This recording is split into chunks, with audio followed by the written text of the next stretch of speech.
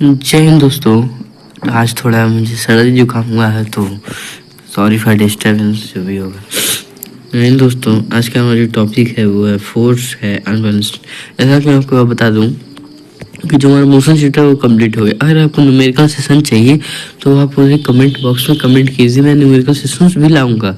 चलिए हम फोर्स समझते हैं, क्या है आखिर फोर्स। तो देखिए दोस्तों, आखिर फोर्स कुछ है नहीं। The push or pull on an object with causes to change its velocity। देखिए, मान लीजिए ये एक ऑब्जेक्ट है और हम मान लीजिए यहाँ पे कोई बच्चा खड़ा हुआ है, यहाँ पे कोई बच्चा है तो अब इसको धक्का दे रहा है भाई, पुश और पुल। और यहाँ मान लीजिए स्लोपिंग है, यहाँ पे स्लोपिंग है नीचे की तरफ। अब ये नीचे ही आएगा भाई, ये पुश कर रहा है पर ये क्या हो रहा है, पुल हो जा रहा है भाई इधर से, क्योंकि ये ऊपर तो जाएगा नहीं। क्योंकि हम सब ने पता है कि हम सब ने पढ़ा है कि ग्रेविटी हमें नीचे की तरफ खींच ले, तो इसको ग्रेविटी नीचे की तरफ खींचेगी। बट इसने पूरे मतलब कि फोर्स लगाने की मतलब कि जिस वेलोसिटी और जिस एक्सेलरेशन से उसको रोका हुआ है उसी को हम क्या कहेंगे, force. We can say that this is force. So हम अपने नेक्स्ट टॉपिक पे चलते हैं जो हमारा बैलेंस और अनबैलेंस्ड फोर्स है, वो उसके टाइप ही है। सो दोस्तों आइए अब बैलेंस और अनबैलेंस फोर्स देखते हैं। कुछ है नहीं अभी। देखिए अनबैलेंस फोर्स, बैलेंस फोर्स पहले देखते हैं। बैलेंस फोर्स वो होता है जो हमारा दो फोर्सेस मिलके एक ऑब्जेक्ट लगाते। मान लीजिए ये मेरा कोई एक वो मान लीजिए कोई एक ऑब्जेक्ट है, उस पर यहाँ से एक फोर्स लगाया जा रहा है। अरे ओ सॉरी, यहाँ से एक फोर्स लगाया जा रहा है। ये भाई तुम क्यों आ रहे हो? और यहाँ से भी एक फोर्स लगेगा उस पर, तो रिजल्टेंट फोर्स हमारा क्या होना चाहिए, 0। तो हम इसका डेफिनेशन लिख दीजिए।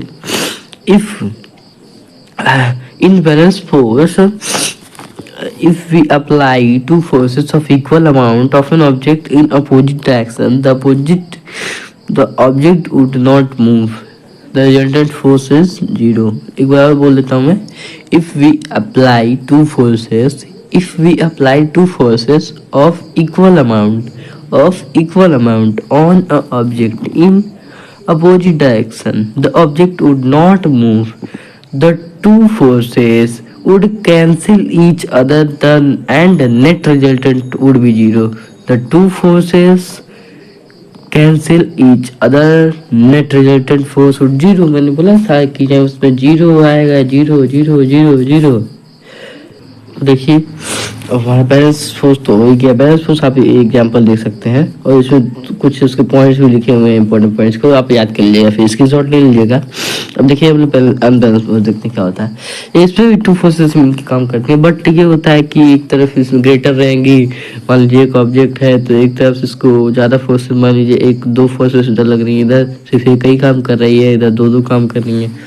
वैसे ही मान लीजिए इसका फिर है, मानना क्या है भाई, जो है इसमें लिखा भी है टू फोर्सेस इसमें भी काम कर रही है, वन ग्रेटर देन अदर, एक इससे बड़ा होगा फोर्स काम अपोजिट डायरेक्शन में लगेगा, मूवमेंट होंगे दोनों फोर्स में, इसमें स्टेशनरी रहेगा। देखिए जो ऑब्जेक्ट इसमें रहेगा ना, ये मेन जो इसका जो मेन इसका पॉइंट टू बी नोटेड है वो है कि जो इसमें जो जिस ऑब्जेक्ट पे हम फोर्स लगाएंगे वो ऑब्जेक्ट हमारा मूवमेंट नहीं होगा बैलेंस फोर्स में। ये हो गया एक तो हमारा। और अनबैलेंस फोर्स में उस ऑब्जेक्ट मूव करना चाहिए, बिकॉज अगर हम मान लीजिए अगर आपको दो बच्चे धक्का दे रहे हैं, एक साइड से 4 बच्चे धक्का, एक साइड से एक बच्चा, तो बताइए आप किस साइड जाएंगे? एक बच्चे की तरफ ही नहीं जाएंगे। सो बैलेंस फोर्स का एक डेफिनेशन लिखिए, मैं बोल रहा हूँ। सॉरी वो अनबैलेंस फोर्स का लिखिए, मैं बोल रहा हूँ। देखिए when two or more forces are work together on an object and the resultant force is greater than 0, then one